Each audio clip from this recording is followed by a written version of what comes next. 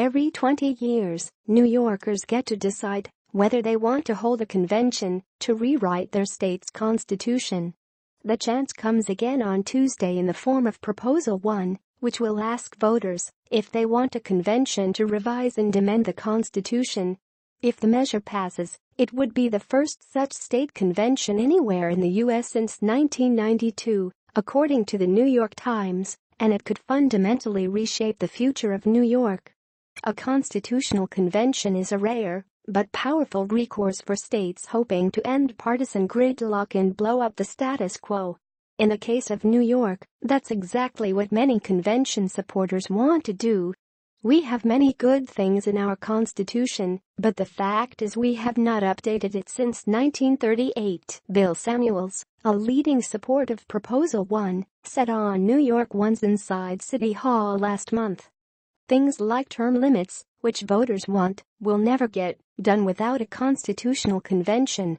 New York has no right to clean air and fresh water. There are many exciting things that we can do to improve our state. It is really the status quo people that are totally happy with Albany. This is a chance of a lifetime," Samuels added.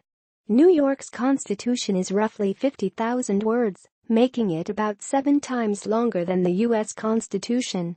Polls show voters leaning against it. A Siena College poll in October found that yes voters were leading by a 44% to 39% margin. A more recent poll from the college released earlier this month found no voters gaining momentum and overwhelmingly ahead by more than 30 points.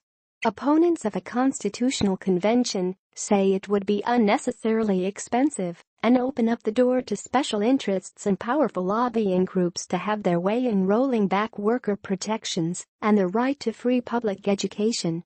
Once delegates get to work, they can make up whatever convention rules they want, said Donald Lieberman of the New York Civil Liberties Union. There is no limit to the changes delegates can propose, no guide for how they submit them to the voters, and no requirement for transparency or public oversight. Supporters generally believe the political system is broken and that it would be impossible to effect change in Albany without taking power away from the few political insiders who currently control it. A convention, they say, is the only way to return the power to the people. They also argue it would bring about ethics reform and combat rampant corruption. What happens if New Yorkers vote yes? If Proposal 1 passes, New Yorkers would elect 3 delegates from each state Senate district and 15 at-large statewide delegates, amounting to 204 total delegates in November 2018. Those delegates would represent their constituencies at a convention where they would be able to propose constitutional amendments in April 2019. New Yorkers would then vote on any proposed amendments.